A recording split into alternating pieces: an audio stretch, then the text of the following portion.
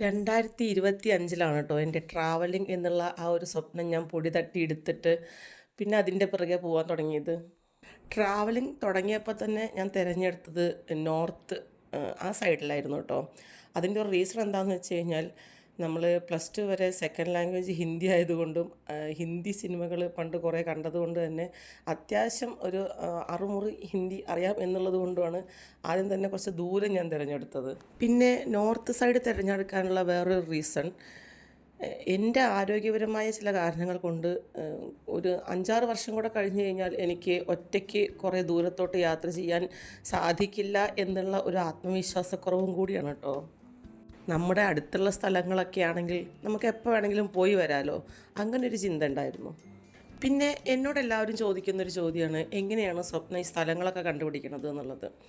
ഞാൻ FBയിലായാലും ഇൻസ്റ്റയിലായാലും യൂട്യൂബിലായാലും അധികം സെർച്ച് ചെയ്യണതും ഞാൻ ലൈക്ക് ചെയ്ത പേജുകൾ അധികം ട്രാവലിങ്ങിൻ്റെ പേജുകളാണ്. അതുകൊണ്ട് തന്നെ കുറേ സ്ഥലങ്ങൾ പോയിട്ടില്ലെങ്കിൽ പോലും എനിക്ക് ഭയങ്കര ബേലങ്കേഴ്സ് കാണാൻ പോയപ്പോൾ എടുത്ത കുറേ ബിറ്റുകളുടെ ഒരു വീഡിയോ ആണ് കേട്ടോ അത്. നമ്മൾ ഡൽഹിയിൽ അല്ലെങ്കിൽ ബോംബെയിൽ ഒക്കെ പോയ സമയത്ത് അത്യാവശ്യം എന്തെങ്കിലും ലാംഗ്വേജ് കടമ്പിടുന്നു കൊണ്ട് അറിയായിരുന്നു.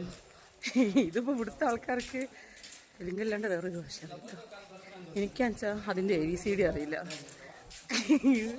ഒരു ദിനം ഇറങ്ങി പുറപ്പെട്ടിട്ട് ഇനി എന്താവുമെന്ന് നോക്കാം. എന്തായാലും ഞാൻ വിചാരിച്ച മാതിരി ഒന്നുമല്ല, ഇതൊരു ചെറിയ സ്റ്റേഷനാണ്, വളരെ ചെറിയ സ്റ്റേഷനാണ്. ഇവിടുന്ന് ഓട്ടോന് ഒരാൾക്ക് 30 രൂപ കൊടുത്താൽ താടിപ്പത്രി റെയിൽവേ സ്റ്റേഷനിൽ ഇറങ്ങാം.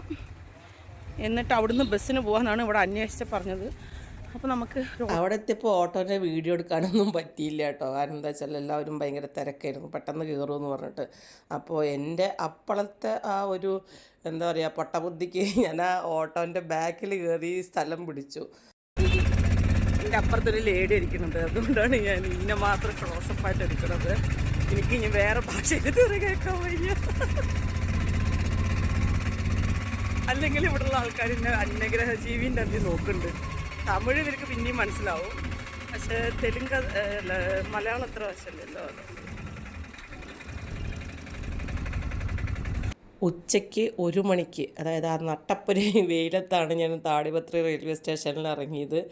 പിന്നെ പറഞ്ഞല്ലോ, ഒരു വട്ടബുദ്ധിക്ക് ഓട്ടോൻ്റെ ബാഗൊക്കെ കയറിയിരുന്നു. കുറച്ച് കഴിഞ്ഞ് ഓട്ടോ ഭയങ്കര സ്പീഡിൽ പോകാൻ തുടങ്ങിയപ്പോൾ സ്വാഭാവികമായിട്ടും എൻ്റെ പേടിയും ഭയങ്കരമായിട്ട് ഓടിട്ടോ.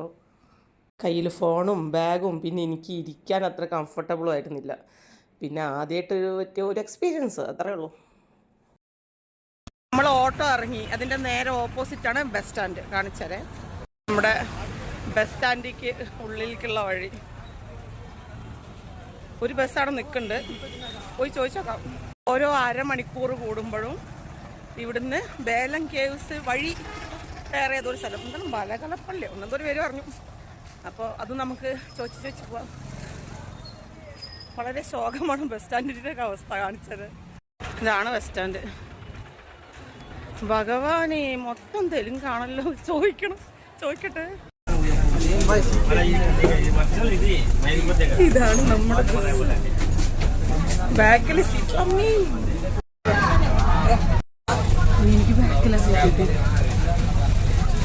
സംസാരിക്കാൻ പറ്റില്ല, ആൾക്കാരൊക്കെ ശ്രദ്ധിക്കും സംസാരിക്കുമ്പോൾ. ഇത് ഏതാ ജീവി മരിച്ചിട്ട്, അതുകൊണ്ടാണ്.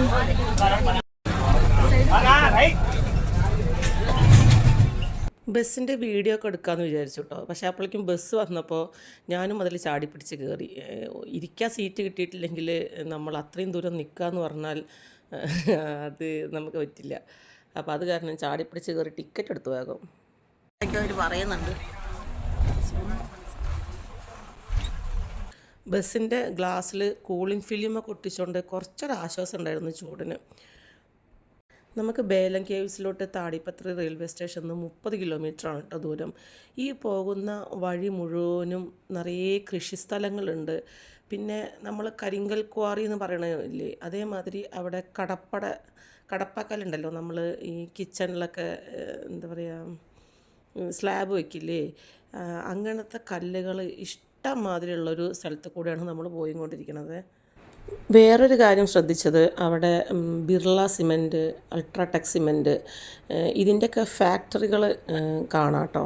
പിന്നെ ഞാൻ പറഞ്ഞല്ലോ ഇവിടെ കടപ്പാക്കല്ലുകൾ ഇഷ്ടം മാതിരി ഉണ്ട്. ഇവരെങ്ങനെയാണെന്ന് വെച്ച് കഴിഞ്ഞാൽ ഈ കടപ്പാക്കല്ലുകൾ നല്ല ഭംഗിക്ക് അട്ടി വെച്ചിട്ടാണ് ഈ വീടിൻ്റെ ഭിത്തികൾ ഉണ്ടാക്കുക. എന്നിട്ട് അതിൻ്റെ മുകളിൽ ഒരു ടൈപ്പ് മണ്ണുകൊണ്ട് അവർ സെറ്റ് ചെയ്തിട്ട് അതിൻ്റെ മുകളിൽ സിമെൻറ്റ് ഇട്ടിട്ടാണ് വീടുകളുടെ പണികൾ അവിടെ നടക്കുന്നത് കണ്ടത്. ബസ് സ്റ്റോപ്പിൻ്റെ നേരെ ഓപ്പോസിറ്റ് ഒരു കട കണ്ടു. എന്നാൽ പിന്നെ ഇന്ധനം നിറച്ചേക്കാമെന്ന് കരുതി ഞാനും കയറി. രാവിലെ തൊട്ടൊന്നും കഴിക്കാത്തതുകൊണ്ട് ഈ ഈ ബസ് ബസ് ബസ് സ്റ്റോപ്പ് ഉണ്ടല്ലോ, ബസ് സ്റ്റോപ്പിൻ്റെ അവിടെ തന്നെ ഒരു ചെറിയൊരു കട കണ്ടു. എന്നാൽ പിന്നെ ഒരു വെജ് മീൽസ് വെച്ചേക്കാമെന്ന് വിചാരിച്ചു. അവരുടെ പ്ലേറ്റ് കാണിച്ചത്, ഈ പ്ലേറ്റ് ഉണ്ടോ ആണ് അവരുടെ പ്ലേറ്റ്. ഇത് ഊരിയാ പറക്കുന്നൊരു പ്ലേറ്റാണ്. വെജ് മീൽസ്, ചോറ്, ഇത് പപ്പടത്തിന് വേണ്ടിയുള്ള കുഴലപ്പം, പിന്നെ ഇത് കാബേജ് തോരൻ, ഇത് ഉള്ളി കൊണ്ടൊരു ചമ്മന്തി, ഇത് പരിപ്പ് കറി.